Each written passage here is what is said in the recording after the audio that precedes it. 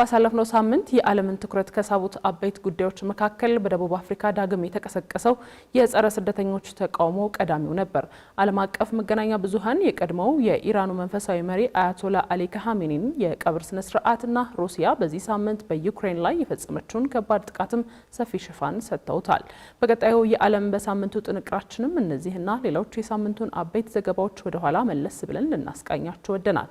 ዘገባው የዘነበ ኃይሉ ነው። ተከታትለን እንመለስ። ቀዳሚው የዓለም በሳምንቱ ጥንቅራችን ወደ ደቡብ አፍሪካ ነው ይዞን የሚጓዘው። በደቡብ አፍሪካ የሚኖሩ ሰነድ አልባ ስደተኞች ሀገሪቱን ለቀው እንዲወጡ የተቀመጠው ቀነ ገደብ በዚህ ሳምንት መጠናቀቁን ተከትሎ በደቡብ አፍሪካ በተለያዩ ግዛቶች የተቃውሞ ሰልፎች ተካሂደው ነበር።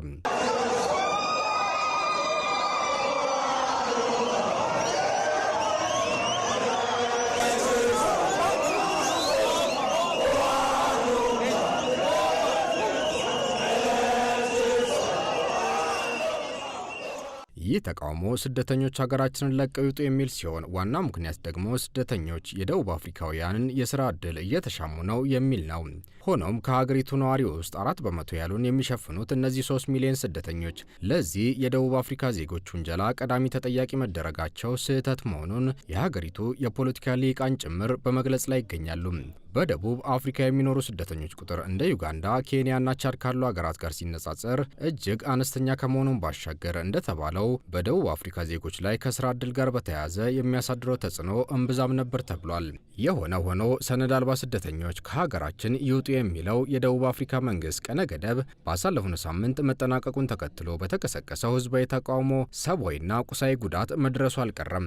የሀገሪቱ መንግስት ለተቃውሞ አደባባይ የሚወጡ ደቡብ አፍሪካውያን በስደተኞች ላይም ሆነ በንብረታቸው ላይ ጉዳት እንዳያደርሱ ከማስጠንቀቅ ባለፈ በርካታ የጸጥታ ኃይሎችን በከተሞች አውራ ጎዳናዎች ላይ አሰማርቶ ነበር።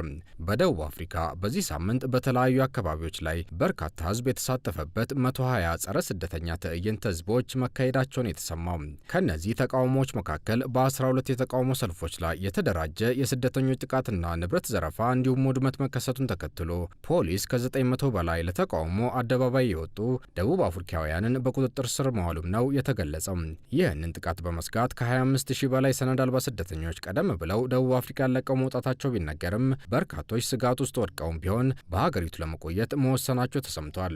ይህንን ህዝባዊ ተቃውሞ የምታስተባብረውና የቀድሞ የሀገሪቱ የሬዲዮ ጋዜጠኛ የሆነችው ጃሲንታ ጎበሴ የደቡብ አፍሪካ መንግስት ስደተኞችን ወደ የሀገራቸው ጠራርጎ እስኪሸኛቸው ድረስ በየሳምንቱ ሐሙስ ዕለት ህዝባዊ ተቃውሞ ይቀጥላል ብላለች።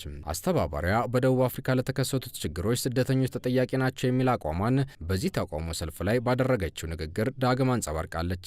Women give birth on the floor while waiting for medical attention. We have seen hospitals and clinics running out of medications while foreign nationals collect medication so that they can sell it in their country, and we see that medication crossing our borders. Many of the South African children are battling to get a quality education because the government's resources are not enough to cater for South Africans and the influx of illegal immigrants coming into our country. በደቡብ አፍሪካ የተከሰተውን ይህንን ተቃውሞ ተከትሎ በዜጎቻቸውና በንብረታቸው ላይ ጉዳት ከደረሰባቸው ሀገራት መካከል ናይጄሪያና ጋና የደቡብ አፍሪካ መንግስትን ካሳ እንደሚጠይቁ ያሳወቁትም በዚሁ ሳምንት ነበር። ቀጣዩ የዓለም በሳምንቱ ጥንቅራችን ከአፍሪካ ወደ ፋርስ ባህረ ሰላጤ ያሻግረናል። ኢራን በቀድሞ የሀገሪቱ መንፈሳዊ መሪ አያቶላ አሊ ካሃሜኒ ስርዓተ ቀብር ላይ አሜሪካና እስራኤል አንዳች ጥቃት ለመሰንዘር እንዳይሞክሩ ስትል ያስጠነቀቀችው በዚህ ሳምንት ነበር። ከዛሬ ጀምሮ ለአንድ ሳምንት ይቆያል በተባለው በዚህ የቀብር ስነ ስርዓት ላይ የሟቹ የካሃሜኒ ልጅና አዲሱ የኢራን መንፈሳዊ መሪ አያቶላ ሞጅታባን ጨምሮ ሌሎች የሀገሪቱ ከፍተኛ ባለስልጣናት ይገኛሉ ተብሎ ይጠበቃል። እስራኤል ሞጅታባ ካሃሜኒ በዚህ የቀብር ስነ ስርዓት ላይ ከተገኙ ጥቃት በማድረስ ልትገድላቸው እንደምትችል ይፋ ማድረጓን ተከትሎ ነው ቴህራን ይህንን ማስጠንቀቂያ ከወዲሁ ሰጠችው። የሆነ ሆኖ በአሜሪካና እስራኤል ጥቃት ህይወታቸው ያለፈው የኢራን የቀድሞ መንፈሳዊ መሪ አያቶላ አሊ ካሃሜኒ ስርዓተ ቀብር በኢራንና ኢራቅ ልዩ ልዩ የሽኝት መርሃ ግብሮች ከተካሄዱና ከአንድ ሳምንት በኋላ በተወለዱበት ከተማ የሚፈጸም ይሆናል። መንፈሳዊ መሪ ህይወታቸው ካለፈ 4 ወራት ቢቆጠርም ኢራን ከአሜሪካና እስራኤል ጋር ጦርነት ውስጥ በመቆየቷ ነበር የቀብር ስነ ስርዓታቸው እንዲዘገይ የተደረገው።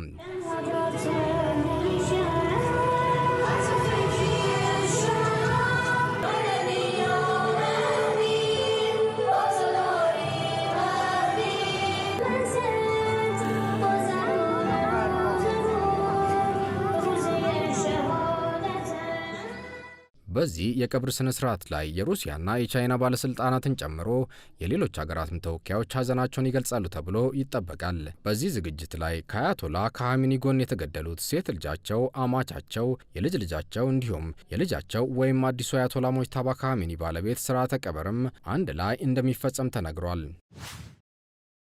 ወደ ሶስተኛው የዓለም በሳምንቱ ጥንቅራችን ስናልፍ የምናገኘው የዩክሬንን ጦርነት ይሆናል። ዩክሬን በሩሲያ የነዳጅ መሰረተ ልማቶች ላይ በተደጋጋሚ እየፈጸመች ባለችው የድሮን ጥቃት ምክንያት ጉዳት መድረሱን ተከትሎ ሩሲያ በዩክሬን ላይ በፈጸመችው መጠነ ሰፊ ጥቃት ከ30 በላይ ሰዎች መሞታቸው የተሰማው በዚሁ ሳምንት ነበር። ሞስኮ ዩክሬን በነዳጅ መሰረተ ልማቶቿ ላይ ላደረሰችው ጉዳት የበቀል እርምጃ እንደምትወስድ ባሳወቀችው መሰረት በዩክሬን መዲና ኪየቭ ላይ በዚህ ዓመት ካደረገቻቸው ጥቃቶች ሁሉ ከባድ የተባለውን የድሮንና ሚሳኤል ጥቃት ነው የፈጸመችው።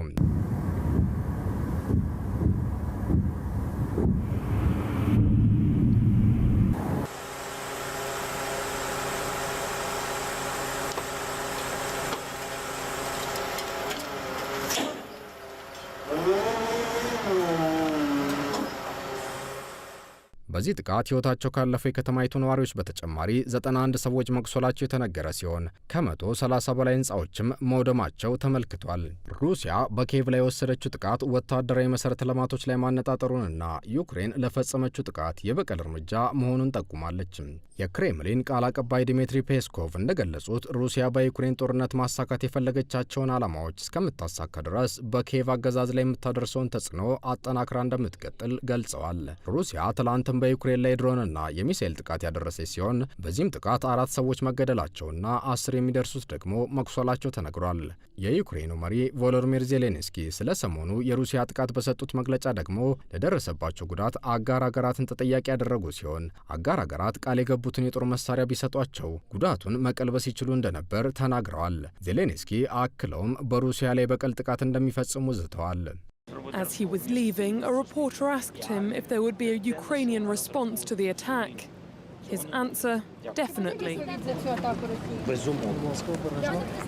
ታዲያ ከሰሞኑ ሁለቱ ሀገራት አንዱ ባንዱ ላይ የሚያደርሰውን ጥቃት ለማጠናከር ያላቸውን ፍላጎት መግለጻቸውን ተከትሎ 4 ዓመት ከመንፈቅ የሞላውን ጦርነት በሰላማዊ መንገድ ለመቋጨት የሚደረገው ጥረት እንዳይሰምር ሊያደርገው ይችላል ተብሏል። የመጨረሻው የዓለም በሳምንቱ ጥንቅራችን ስናልፍ የምናገኘው አውሮፓና አሜሪካን እያመሰ ያለውን ከባድ ሙቀት ነው። ባለፉት 4 ዓመታት ብቻ በአውሮፓ 200,000 ሰዎች በሙቀት ምክንያት ሕይወታቸውን ማጣታቸው ተነግሯል። ይህ ከባድ ሙቀት ከዓመት ወደ ዓመት እየተባባሰ የመጣ ሲሆን በዚህ ዓመት የአውሮፓ ሀገራት በአማካይ እስከ 43 ዲግሪ ሴልሲየስ የደረሰ ሙቀት ማስተናገዳቸውን ተከትሎም በርካቶች ለህልፈት ተዳርገዋል።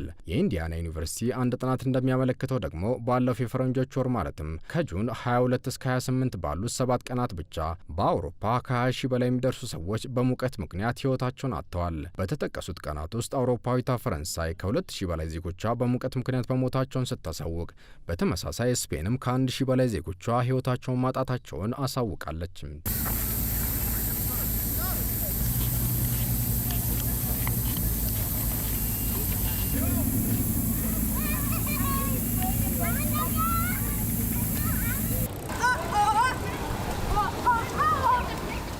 ይህ ከባድ ሙቀት በአውሮፓ ሀገራት ትምህርት ቤቶች እንዲዘጉ ከማድረግም ባለፈ የኤሌክትሪክ ማሰራጫ ጣቢያ መሰረተ ልማቶች ላይም ጉዳት ማድረሱን የተነገረው። በአውሮፓ ሀገራት 150 ሚሊዮን የሚሆነው ሕዝብ ለከፍተኛ የሙቀት አደጋዎች የተጋለጠ መሆኑን የሚጠቁመው የዓለም የጤና ድርጅት አውሮፓ በዓለማችን ላይ እጅግ ሞቃታማ አህጉር እየሆነች መምጣቷን ጠቁሟል። የዓለም ጤና ድርጅት ዋና ጸሐፊ ቴድሮስ አዳኖም እንደገለጹት ደግሞ አውሮፓ ዓለማችን እየሞቀች ካለችበት አማካይ የሙቀት መጠን በ2 እጥፍ ፍጥነት ነው እየሞቀች ያለችው። ይህ አብዛኛውን አውሮፓን ሲያምስ የቆየው ከባድ ሙቀት አሁን ደግሞ ፓሲፊክ ውቅያኖስን ተሻግሮ አሜሪካ የደረሰ ሲሆን ያለፉትን 3 ቀናት አሜሪካ በተለያዩ አካባቢዎቿ ላይ ከባድ ሙቀትን እያስተናገደች ትገኛለች። በአሜሪካ የተከሰተው ከባድ ሙቀት ለበርካታ ቀናት ይቆያል የተባለ ሲሆን አማካይ የሙቀት መጠኑም እስከ 38 ዲግሪ ሴልሺየስ ሊደርስ ይችላል ነው የተባለው። ሆኖም ይህ የሙቀት መጠን እንደ ኒውዮርክና ፊላዴልፊያ በመሳሰሉ የአሜሪካ ከተሞች ላይ ሊጨምር እንደሚችል ነው የተነገረው። በምስራቃዊና መካከለኛ የአሜሪካ ክፍል ይህ ሙቀት እንደሚከፋ የተነገረ ሲሆን በዓለም የእግር ኳስ ዋንጫ ጨዋታዎች ላይም ጫና ያሳድራል የሚል ስጋትን ማጫሩን የተጠቀሰው። በሌላ የተፈጥሮ ድንገት በቬንዙዌላ ርዕደ መሬት ተጎጂዎችን በሕይወት ለማትረፍ በሳምንቱ ጠንካራ ጥረት ሲደረግ የቆየ ሲሆን አሁን የነፍስ አድን ስራው በአብላጫው መገባደዱ ነው የተነገረው። ይሁንና መሞታቸው ከተረጋገጡ 2600 ሰዎች በተጨማሪ 40,000 ሰዎች አሁንም የደረሱበት አልታወቀም ተብሏል።